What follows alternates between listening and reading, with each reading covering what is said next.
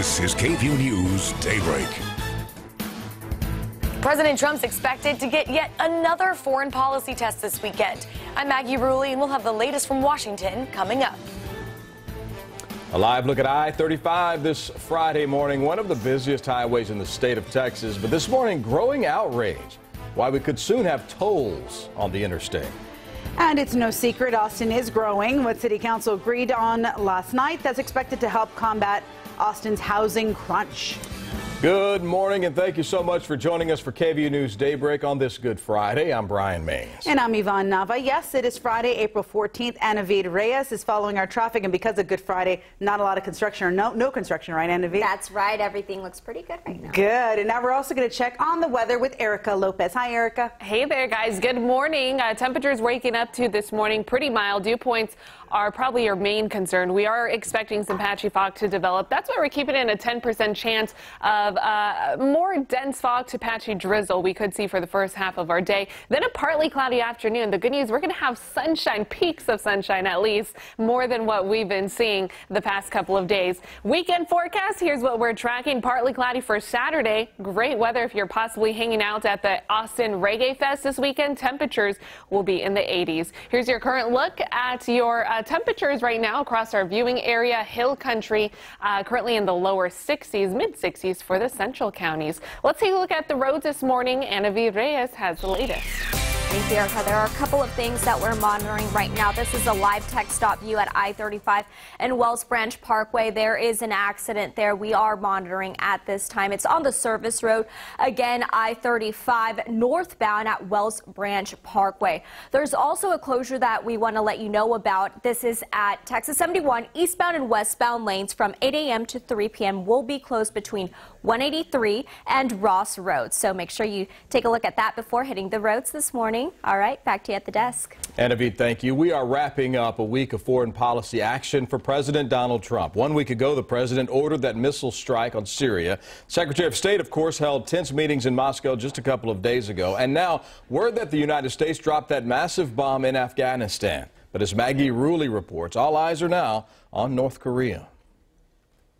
It's President Trump's latest foreign policy threat, dealing with the fallout from an expected nuclear weapons test in North Korea, which could occur as soon as this weekend. North Korea is a problem. The problem will be taken care of. North Korea's got to change its behavior. The time for action is now. America's top military leaders say North Korea's increasing pace of missile tests in the past 6 months have made the situation urgent. According to monitors, the latest satellite images show a North Korean nuclear test site primed and ready for a launch. We're expecting it Saturday as the nation prepares to celebrate the anniversary of the birth of the nation's founder, their eternal president. The U.S. is countering with a show of military strength, moving an aircraft carrier strike group into position near North Korea. And in what may have been a not-so-subtle warning to the Hermit Kingdom, the use of this massive 22,000-pound bomb, nicknamed the mother of all bombs. It's the biggest non-nuclear weapon ever used in combat by the United States. On Thursday, the U.S. dropped it on eastern Afghanistan, targeting an ISIS cave complex. This was another very, very successful mission. A Pentagon official tells ABC News it was the right weapon, the right target, and the desired effect. Experts say there may have been a secondary effect, sending a signal to America's enemies. The message to them is that no matter how much you hide, no matter how deep you dig, we can still get you.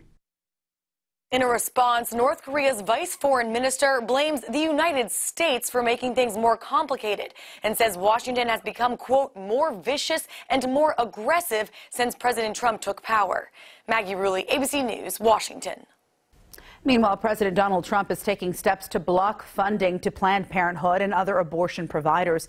He signed a bill that would no longer require states to distribute federal dollars for family planning services to health providers, whether they perform abortions or not. The White House says it wants states to decide what's best. Critics are calling the move an attack on women. Texas lawmakers working to take on the federal government. Yesterday, the House Committee on State and Federal Power and Responsibility discussed 4 bills related to a convention of states. And here's what that means. If 34 states decide to band together, they can add amendments to the Constitution. The goal would be amendments that would require Congress to pass a balanced budget, create term limits for members of Congress, and limit the power and jurisdiction of the federal government. Opponents say it could send the country down a slippery slope. The original thing that created our Constitution was done in a vacuum with very highly intelligent people who were not necessarily politically motivated, but motivated by from a sense of duty. It will take, again, 34 states to sign off to call a convention. Only 8 are on board so far.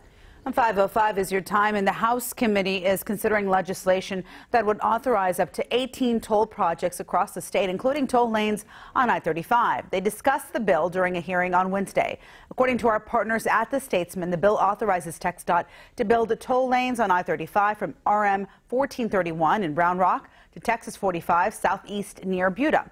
The bill would allow regional toll agencies to do a dozen more projects. And that list includes the proposed tollways on US 290 in Oak Hill and South Mopac.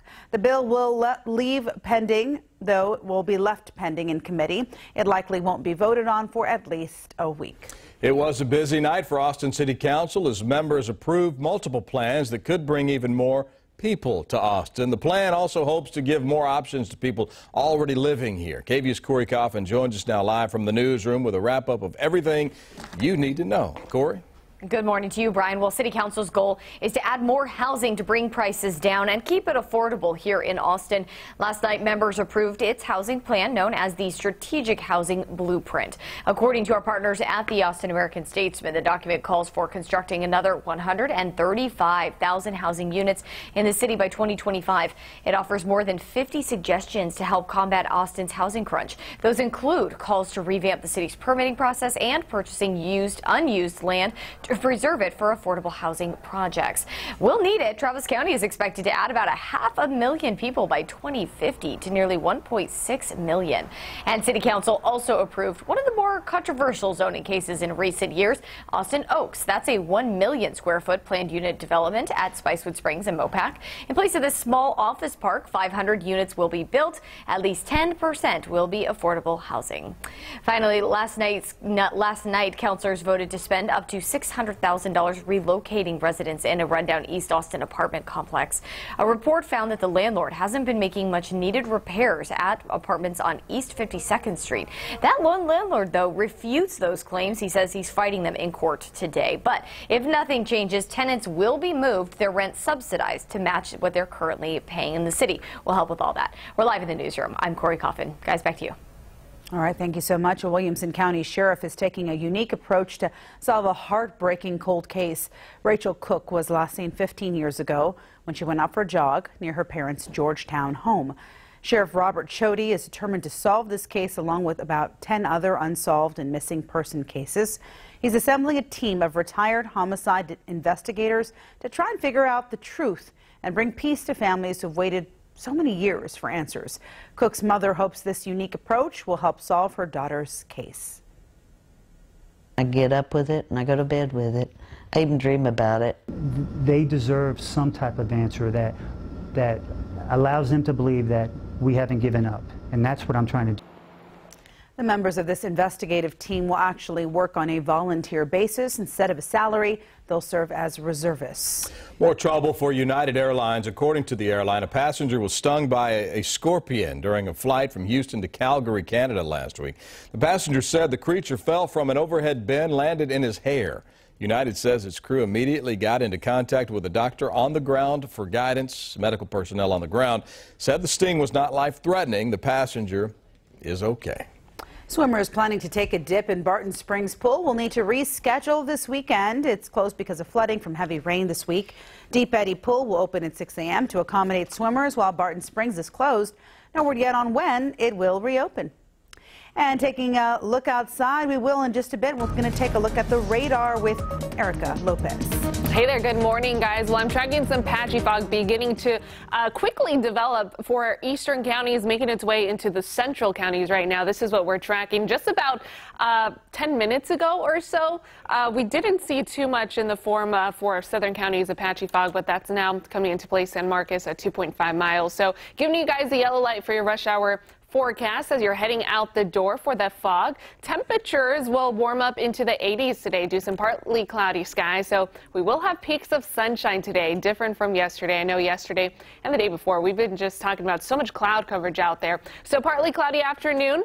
That's going to allow us to be close to average for our daytime high temperatures. Here's your Easter weekend forecast. Saturday, I'm still tracking a partly cloudy day. Now Sunday, mostly cloudy. We have a 20% chance, so a very, very small chance for some rain shower activity. Our best chance will be Monday. Hopefully that doesn't affect your Monday plans if you get to extend your weekend. But so far, I think it's ending up to be a pretty good Easter weekend forecast. Guys, back to you. All right, I approve. Sounds good. Well, you can get your groove on and help out the Capital Area Food Bank this weekend. Brian loves to get his groove on. I do. The Austin Reggae Festival starts today and it goes through Sunday at Auditorium Shores. You can hand them some cash or bring canned food to the park. A portion of the proceeds goes to the food bank. Last year, Reggae Fest raised over, 330,000 meals for Central Texans facing hunger. Good time to get your groove on. Yeah. How do you get your groove on? Many ways. What's your go-to move? I've got many ways to get my groove on. A lot of you are still in the process of taking care of your taxes. But how does having another job impact your returns? What you need to know before you file. Hundreds of ways, literally hundreds of ways, Yvonne. 2 Georgia police officers fired this morning after this shocking video. Maybe you've seen this. What the chief is saying about it and the surprising person who alerted the police department in the first place. Stay with us.